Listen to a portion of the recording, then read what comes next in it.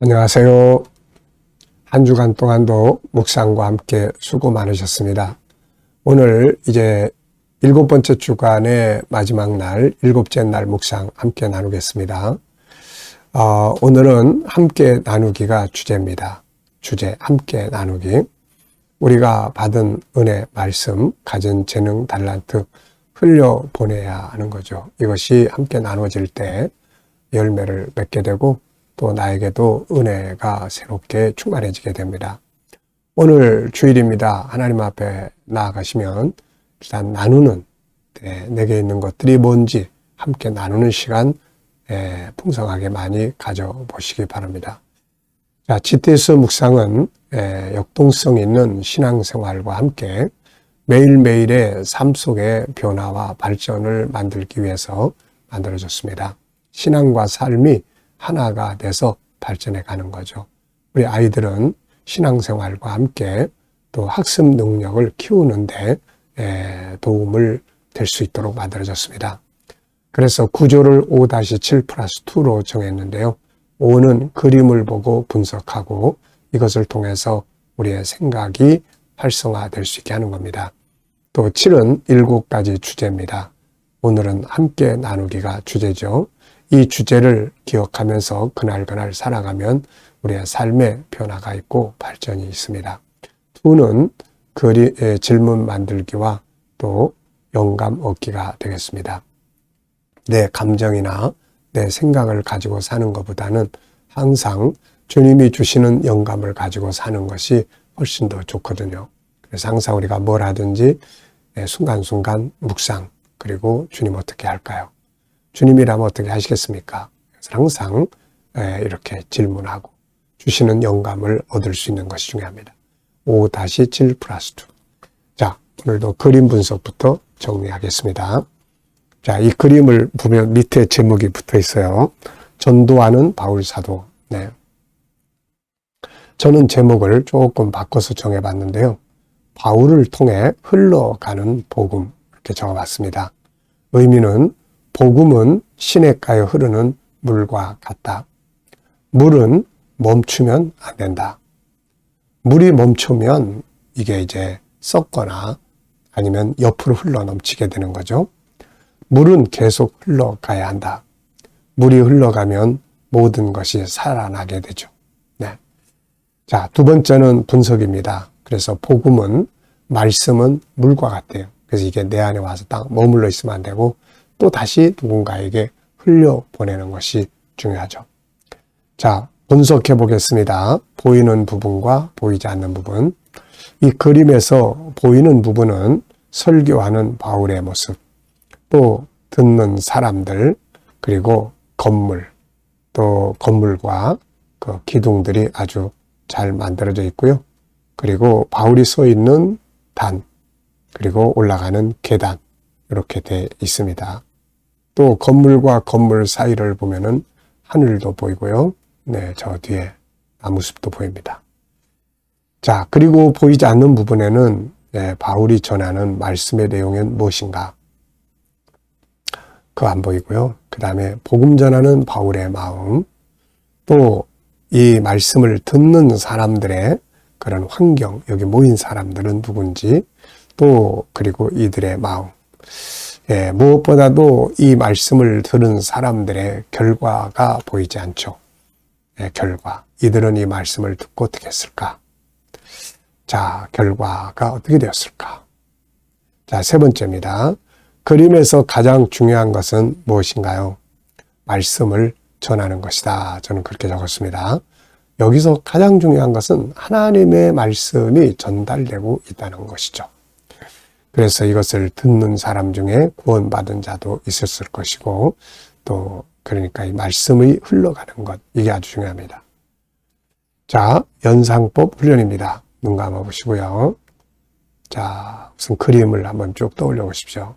일단 단 위에 서 있는 바울, 단의 기둥, 이 계단, 큰 건물 2개, 사이로 보이는 하늘숲, 그리고 세밀한 건물의 그 조각, 또 이쪽 오른쪽 건물은 기둥들, 그리고 제 바울 주변에 모여있는 많은 사람들의 모습을 볼 수 있습니다.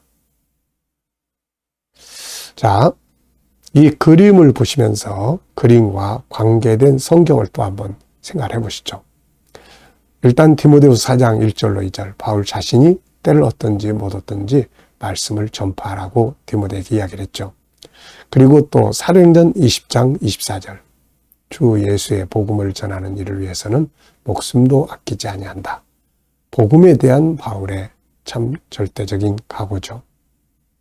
자, 그리고 사도행전 17장 아테네에 가서 이렇게 열정적으로 설교하던 바울. 더 나가서 바울의 그 선교 사역을 쭉 이렇게 살펴보면 1차, 2차, 3차, 4차, 5차까지 1차는 소아시아 지역이죠. 구브로라는 섬을 거쳐서 이제 육지로 상륙해가지고 이제 복음을 전한 바로 갈라디아 지역, 이런 지역. 2차 선교는 이제 유럽에서의 부름이죠. 그래서 드로아에서 유럽 사람들이, 마게도냐 사람들이 한상 가운데 와서 우리를 좀 도와달라 이런 요청을 했고, 바울은 이제 유럽으로 건너갑니다. 그래서 빌립보에서부터 저 아래까지 고린도까지 복음을 전하게 되고, 그 다음에 이제 3차 선교는 이제 소아시아의 에베소가 중심이 됩니다. 그리고 4차 선교는 이제 로마로 이제 죄수로 가죠. 그래서 재판받으러 가서 가택 연금된 상태에서 편지 5권, 에베소, 빌립보, 골로새, 빌레몬 4권의 편지를 쓰고 거기에 오는 사람들에게 제자 훈련을 열심히 시켰죠. 그리고 제5차 선교는 이제 마지막 순교하기까지, 그가 나중에 2년 뒤에 풀려나가지고 순교할 때까지의 이제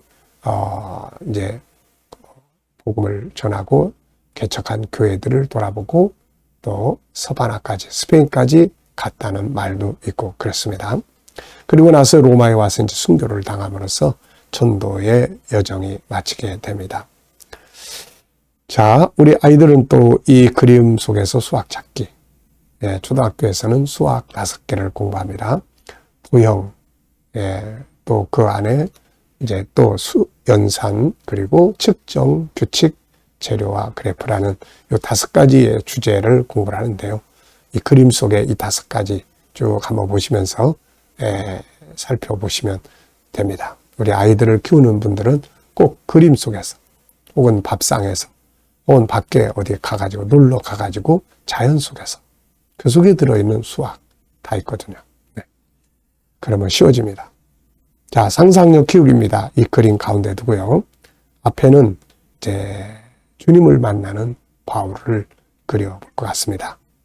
그 전까지는 예수 믿는 자들을 다 잡아 죽이는 일에 앞장섰던 바울이 예수님을 만나고 나서 완전히 바뀌어가지고 예수를 증거하는 사람이 된 거죠. 다음 그림은 믿는 자들과 믿지 않는 자. 이 바울의 복음을 듣고 돌아가면서 쓸데없는 소리 하고 있는 사람이다, 이렇게 하는 사람도 있고, 야, 정말 감사한 일이다. 그 예수가 구세주라니 나는 믿을 거야, 이러고 가는 사람도 있었을 거예요. 복음을 전하는 자는 전하는 자의 사명을 다하고, 전했으면 그 다음에는 이제 구원받을 자들은 이제 깨닫고 또 구원받고, 그렇지 않은 자들은 불신하고 그렇게 되겠죠. 자, 미래를 어떻게 살고 싶은가요? 그렇다면 지금 무엇을 해야 될까요? 자, 오늘도 미래 비전 한번 또 생각해 보시고 지나가시기 바랍니다.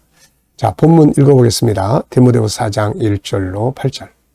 하나님 앞과 살아있는 자와 죽은 자를 심판하실 그리스도 예수 앞에서 그가 나타나실 것과 그의 나라를 두고 엄히 명하노니 너는 말씀을 전파하라. 때를 얻든지 못 얻든지 항상 힘쓰라. 범사에 오래 참음과 가르침으로 경책하며 경계하며 권하라. 때가 이르리니 사람이 바른 교훈을 받지 아니하며 귀가 가려워서 자기의 사욕을 따를 스승을 많이 두고 또 그 귀를 진리에서 돌이켜 허탄한 이야기를 따르리라. 그러나 너는 모든 일에 신중하여 고난을 받으며 전도자의 일을 하며 내 직무를 다하라. 전제와 같이 내가 벌써 부어지고 나의 떠날 시각이 가까웠도다. 나는 선한 싸움을 싸우고 나의 달려갈 길을 마치고 믿음을 지켰으니 이제후로는 나를 위하여 의의 면류관이 예비되었으므로 주 곧 의로우신 재판장이 그날에 내게 주실 것이며 내게만 아니라 주의 나타나심을 사모하는 모든 자에게도니라. 아멘. 자, 어제 또 감사한 거 적어 보시고요. 오늘 주일 시작하면서 또 감사한 거 쭉 적어 보시기 바랍니다. 미래 비전을 생각하시면서도 감사하고 싶은 거 꼭 적어 보시기 바랍니다. 자, 오늘의 주제 함께 나누기입니다. 자, 1번. 한 주간 묵상하면서 본문에서 기억에 남는 것이나 응용해 본 것은 무엇인가요? 저는 4가지가 기억에 남습니다. 첫째, 전도자로 살아야 된다. 때를 얻든지 못 얻든지 말씀을 전하라. 두 번째, 진리 위에 굳게 서야 한다. 물질주의가 발전하면서 사람들이 다 진리에서 벗어나 사리사욕을 위한 또 그런 것들만 쫓아가는 걸 좋아하죠. 자, 우리는 진리 위에 예수 그리스도의 십자가의 복음과 천국 복음에 굳게 서야 합니다. 그리고 달려갈 길을 마치고 또 의의 면류관. 자, 이렇게 4가지가 기억에 남는 내용들이에요. 자, 암송하는 시간입니다. 본문 말씀 또 암송해 보겠습니다. 우리 GTS의 장점 중에 하나는 암송을 잘할 수 있다는 것이죠. 한 본문을 한 주간 동안 계속 묵상을 하니까요. 자, 눈 감으시고 다 같이 한번 본문 말씀 외워보겠습니다. 하나님 앞과 살아있는 자와 죽은 자를 심판하실 그리스도 예수 앞에서 그의 나타나실 것과 그의 나라를 두고 엄히 명하노니 때를 얻든지 못 얻든지 말씀을 전파하라. 범사의 오래 참음과 가르침으로 경책하며 경계하며 권면하라. 때가 이르리니 사람들이 다른 교훈을 쫓지 아니하고 자기의 사욕을 쫓을 스승을 많이 두고 그 길을 진리에서 돌이켜 허탄한 것을 쫓으리라. 그러나 너는 모든 일에 신중하고 전도인의 일을 하며 내 직무를 다하라. 관제와 같이 벌써 내가 부어졌고 나의 떠날 시각이 가까이 왔도다. 선한 싸움을 다 싸우고 믿음을 달려갈 길을 마치고 믿음을 지켰으니 이제후로는 나를 위하여 의의 면류관이 예비되었으므로 그날에 의의 재판장이신 재판장이 내게 주실 것이니라. 내게 주실 것이니 내게만 아니라 그의 오심을 그의 나타나심을 사모하는 모든 자에게도니라. 아멘. 자, 말씀을 이렇게 암송할 수 있다는 것이 정말 중요한 일입니다. 자, 이번 주간에도 5-7+2 어떻게 사용해 보셨는지, 일단은 그림 분석, 묵상하면서 또 사용을 해보고요. 또 함께 가르치고 나누면서 사용해 보고요. 또 생활 속에서도 어떤 일을 만나면 저는 항상 7가지 주제를 한번 쭉 이렇게 돌려봅니다. 그러면서 오늘 어떤 주제를 가지고 이 상황을 풀어가는 것이 필요한가, 이런 생각을 하면 풀어갈 수 있는 주제가 딱 생각이 나죠. 자, 하나님의 관점에서 보거나 아직 나타나지 않은 또 다른 방법을 찾는 숨겨진 비밀을 찾기나 7가지 주제는 우리 삶을 점검하고 풀어가는 중요한 도표입니다. 자, 오늘도 묵상하고 마치겠습니다. 자, 눈 감으시고요. 오늘 본문 한번 쭉 떠올려 보시고요. 7가지 주제 한번 생각해 보시고요. 오늘 주일입니다. 주님 앞에 가서 또 사람들을 만나게 되고 오늘 하루를 어떻게 보내면 좋을지 또 주의 말씀 생각해 보시고 그리고 또 7가지 주제 생각하시고 그 다음에 주님께 물으시면 됩니다. 주님, 오늘 가서 어떤 자세로 사람을 만나고 이분을 만나면 어떤 말을 하면 좋을까요? 어떤 자세로 또 대하면 좋을까요?